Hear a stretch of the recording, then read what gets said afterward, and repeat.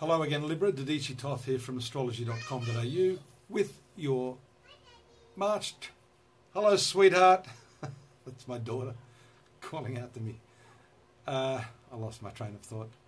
March 2015 is where I was at. And sometimes, you know, you have to be a little bit aggressive. And I know you're the sort of person that wants to, you know, please everyone and keep the peace at all costs. But you know, sometimes, Libra, your lesson is that, you know, that is what is causing the imbalance. Your inability to really speak up and to be a little bit more aggressive when you need to be. And that's shown by this very powerful transit of planets in your 7th house of significant partnerships. Mars, Venus, Uranus, and the past karma point there in this area.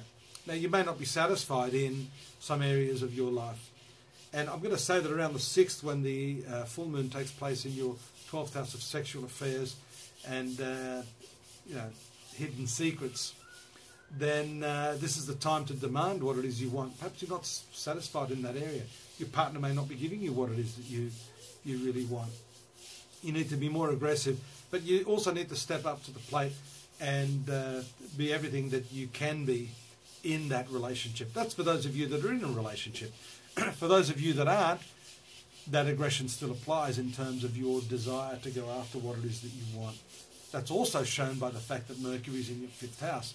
Mercury is one of the better planets ruling the 9th house of your horoscope, the luck planet. It's the 9th house relating to your past karma as well, being in the 5th house. So someone from your past may re-emerge and be part of your romantic landscape during this 3rd month of the year.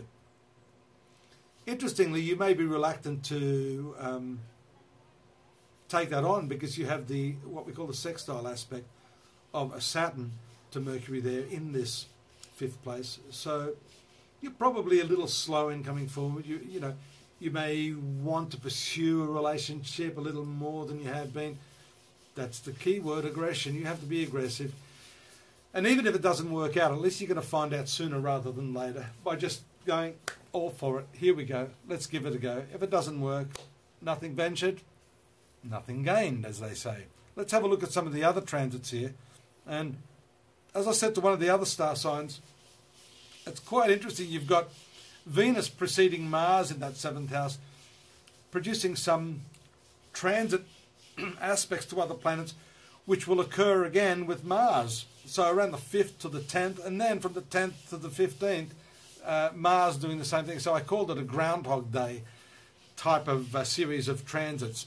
What Venus does, your ruling planet, to Uranus and Jupiter between the 3rd and the say the 8th, will reoccur. But when Mars does it, again, the keyword aggression, you'll be much more aggressive about it. So what could happen here in the 1st week of the month is that you attempt to get something, you attempt to push something forward by way of those relationships, and you'll find that that sweet, amiable disposition of yours may not work so well. You'll get results in that 2nd week through the action of Mars. Mars, by the way, in the 7th house, is squaring your career sector, so there could be some problems there. And these personal relationships that bog down must never interfere with your professional activities. Unfortunately, for many Librans that I know, that's the case. You have to be able to switch that off and focus primarily on your work. Mercury also, now let me have a look at that. Mercury moves to the 6th on the 13th. So that shift from personal affairs to work can happen around that date when it moves to the 6th house. Issues of health are also tied in with Mercury moving into that 6th house. So you need to make sure these personal situations I've talked about aren't undermining your health and well-being. You're eating well, you're resting well, and you're not letting those personal circumstances encroach on your professional and otherworldly activities. You could be the recipient of some gift or legacy or inheritance, or money that's been held up can finally start to come through after the 17th when Venus moves into your 8th house. That's a lovely aspect. There could be some confusion around that, especially if that's a debt that someone owes you, like a personal debt. I see that due to the transit of Venus, the transit of Mercury moving into the conjunction of Neptune on the 18th in that 6th house.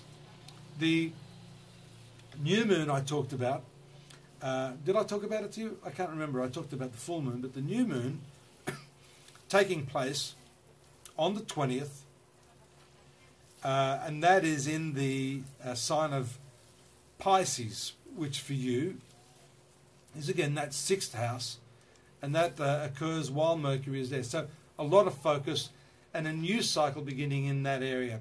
This often heralds the start of a change in office or a change of workplace, or some dramatic new methodologies that you start to employ. It can, for some of you, be a little bit nerve-wracking. I've found this transit can bring in new co-workers, adjusting to the needs of those people, or maybe just being there to help them through in their transition. You're able to handle more responsibility after the 26th with the fortifying triangular aspect of Sun to Saturn. That's from the 7th house to the 3rd. Communications could be a little severe and a little somber, but nevertheless the triangular aspect is positive. So even if you're not going to have a good laugh with whoever it is you're negotiating with, this is still an omen of good news and a positive outcome for your negotiations. The wasteful aspect of Venus to Jupiter from the 8th to the 11th indicates, again, those debts to friends or friends leaning on you for borrowings. Be a little bit careful of that. The gift doesn't have to be as big as you think it needs to be. And the final aspect on the 31st, Mercury moving to the 7th house, great to stimulate those communications, which, as we've said, may have bogged down previously, but from here on in, it's looking good. Nice to have your company again. Join me at astrology.com.au for the daily, monthly and yearly forecasts in detail prior to seeing me again next month, if you'd like to have me again. Those detailed analysis are free, and of course we've got lots of other free readings. And if you wish, our paid services, which with myself and my accomplices, if you're looking to have a more personalised reading. Take care till next month. Bye bye.